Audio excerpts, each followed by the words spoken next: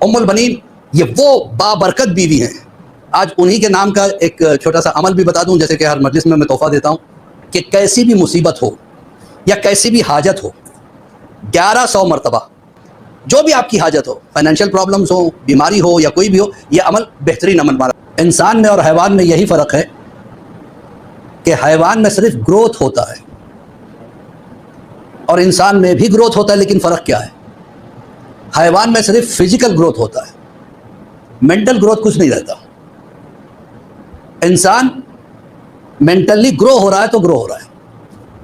اگر اس کا ذہن گرو نہیں کر رہا ہے، وہ چاہے کتنا بھی اونچا پورا لہیم شہیم ہو جائے، لیکن اس کی سماج میں کوئی عزت نہیں ہوتی جب تک کہ مینٹلی وہ گرو نہ کرے.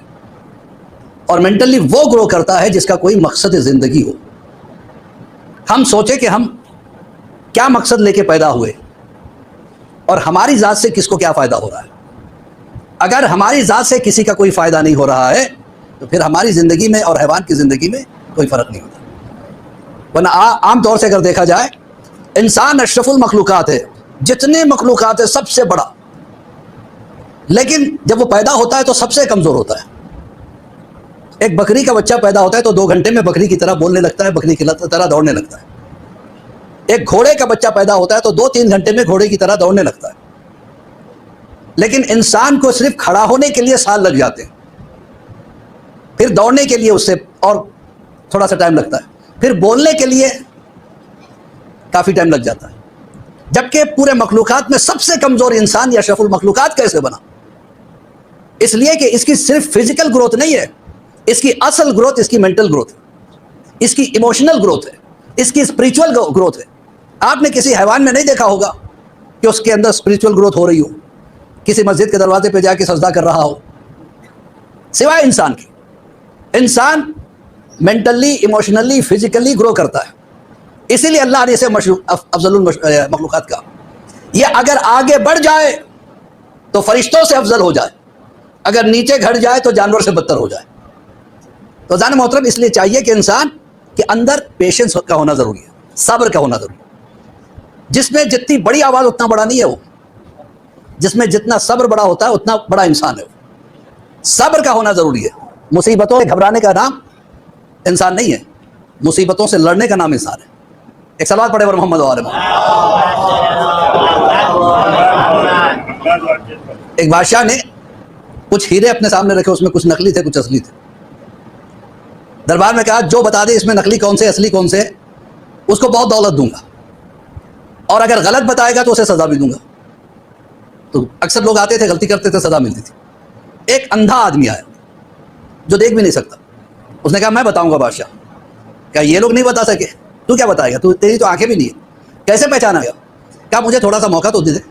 کہا ٹھیک ہے بتاؤ. کہا ہیرے میرے ہاتھ میں ڈالے. ہیرے ڈالے گئے. کہا مجھے اجازت دیجیے تھوڑی دیر کے لیے میں باہر جاؤں. کہا ٹھیک ہے. باہر گیا اور آ گیا. اس نے کہا یہ ہیرے اصلی ہے، یہ ہیرے نقلی ہے. تو بادشاہ نے پرکھنے والوں کو بلایا. کہا بالکل صحیح بتایا. کہا کیسے بتا دیا اصلی کون سے نقلی کون سے؟ اندھے سے جب پوچھا تو اس نے کہا کہ میں نے سارے ہیرے لے جا کے دھوپ میں رکھے، جو اصلی ہیرے تھے وہ ٹھنڈے رہے، جو نقلی تھے وہ گرم ہو گئے.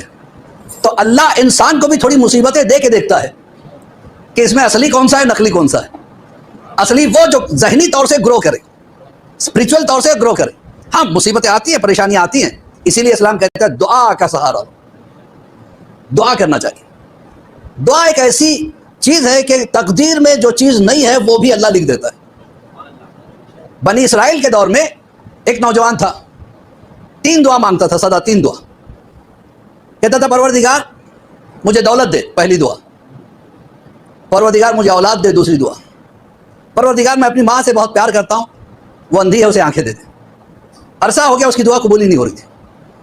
تو اس نے اس وقت کے نبی سے جا کے شکایت کی کہ میرے لیے آپ ذرا دعا کر دیں، میری بس 3 ہی دعائیں، دولت مل جائے، اولاد مل جائے، اور پھر میری ماں کی آنکھیں مل جائیں. تو اس وقت کے پیغمبر نے کہا پروردگار یہ بہت عرصے سے دعا مانگتا ہے، تو دعا قبول کرنے والا ہے، کہ اس کی ایک ہی دعا قبول کرنا چاہتا ہوں میں. اس کو آپشن دو، کون سی دعا قبول کروانا چاہتا ہے؟ دولت چاہیے تو پھر اولاد نہیں ملے گی، ماں کی آنکھیں نہیں ملے گی. اولاد چاہیے تو دولت نہیں ملے گی، ماں کی آنکھیں نہیں ملے گی. ماں کی آنکھیں چاہیے تو نہ دولت دیں گے نہ اولاد دیں گے. اس نے کہا پیغمبر سے اس وقت کے تو مجھے تھوڑا سا ٹائم دے دے. میں ایک ہی دعا مانگوں گا لیکن سوچ کے مانگوں. اب سوچنے بیٹھ گیا, ایک طرف ماں کی آنکھیں, ایک طرف دولت ہے, ایک طرف اولاد ہے, مانگنا تینوں ہے, لیکن اللہ کہتا ہے ایک ہی دعا مانگو. کچھ دنوں کے بعد آیا کہ میں نے سوچ لیا کیا مانگنا ہے. کیا مانگنا ہے؟ آپ اللہ سے دعا کر دیں کہ پروردگار میری ماں کو اتنی طاقت دے دے کہ میرے بیٹے کو سونے کے پلیٹ میں کھاتا ہوا دیکھے. تینوں دعائیں وہاں موجود ہیں. اللہ کو یہ دعا اتنی پسند آئی کہ جا اس کی میں نے تینوں دعائیں قبول کر دی. اس کے تقدیر میں نہیں تھا لیکن دعا کے ذریعے سے میں نے دے دیا. تو عزیزان محترم, دعا زندگی کو بدل سکتی ہے. اور ہمارے چھٹے سرکار کیا کہتے ہیں؟ جب بھی دعا مانگنا ایک دعا ضرور مانگنا, پروردگار ہمارے دلوں کو محبت اہل بیت سے بھر دے.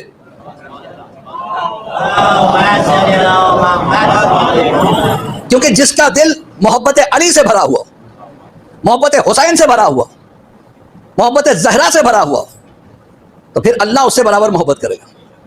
اور یہ انسان کی عادت ہے, فطرت ہے, جس سے محبت کرتا ہے اس کو اپنا آئیڈیل بناتا ہے.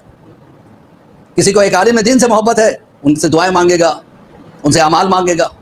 کسی کو کرکٹ سے محبت ہے تو پلیئر کو اپنا آئیڈیل بنائے گا, اس جیسا بننے کی کوشش کرے. خدا نہ خاصہ کسی کو کسی ایکٹر سے محبت ہے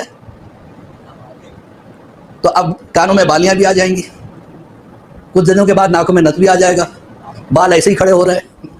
ایک صلوات پڑھے اور محمد ہو. اسی لیے رسول اللہ نے کیا کہا؟ من مات علی حبی نہیں کہا. رسول سے سبھی محبت کرتے, رسول جانتے ہیں کہ مجھ سے سب محبت کرتے. کوئی میرے زلفوں پہ عاشق ہے, کوئی میرے چہرے پہ عاشق ہے, کوئی میرے کملی پہ عاشق ہے. کملی والا رسول, زلفوں والا رسول, طرح طرح کے نام دیے گئے. کیوں؟ وہ چیز سے محبت ہے. کہا کہ میں تھوڑا سا رنگ بدل دوں گا.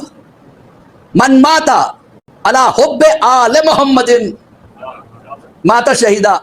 یہ نہیں کہا جو میری محبت میں مر جائے, کہ جو میری آل کی محبت میں مر جائے, جو علی کی محبت میں مر جائے, جو حسین کی محبت میں مر جائے, جو حسن کی محبت میں مر جائے, جو امام زمانہ کی محبت میں مر جائے. یا علی میرے مولا. تو ان جیسے بننے کی کوشش کرے گا. جس سے محبت انسان کو ہوتی ہے اس کو اپنا آئیڈیل بناتا ہے.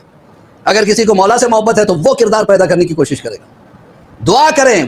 میں نے کہا تھا اپنے بچوں کو مذہبی بنانا ہو تو مجلس حسین میں لایا کرو, کیونکہ یہاں جو سب سے پہلا تبرک بڑھتا ہے نا وہ محبت علی ابن ابی طالب کا تبرک. کسی بھی جگہ بیک وقت دو ضدی چیزیں آپس میں نہیں رہ سکتی. اگر اندھیرا ہے تو روشنی نہیں ہوگی, روشنی ہوگی تو اندھیرا نہیں ہوگا, خشکی ہے تو تری نہیں ہوگی, تری ہے تو خشکی نہیں ہوگی. اسی طریقے سے محبت علی ہے تو شیطان سے کوئی تعلق نہیں ہوگا, شیطان سے تعلق ہے تو محبت علی سمجھ میں نہیں آئے گی. ام البنین یہ وہ بابرکت بیوی ہیں. آج انہی کے نام کا ایک چھوٹا سا عمل بھی بتا دوں, جیسے کہ ہر مجلس میں تحفہ دیتا ہوں. وہ یہ ہے کہ کیسی بھی مصیبت ہو یا کیسی بھی حاجت ہو, 1100 مرتبہ صلوات پڑھ کے جناب ام البنین کو ہدیہ کر کے دعا کرے پروردگار میرا یہ کام ہو جائے, تو اور 1100 مرتبہ یعنی 1100 ٹائمز پھر سے میں یہی صلوات پڑھ کے ام البنین کو ہدیہ کروں گا. تو 1100 مرتبہ صلوات پڑھ کے ہدیہ کرنے کا ایک عمل ہے. جو بھی آپ کی حاجت ہو, فائنینشیل پرابلمز ہو, بیماری ہو یا کوئی بھی ہو, یہ عمل بہترین عمل مانا جائے گا. ایک صلوات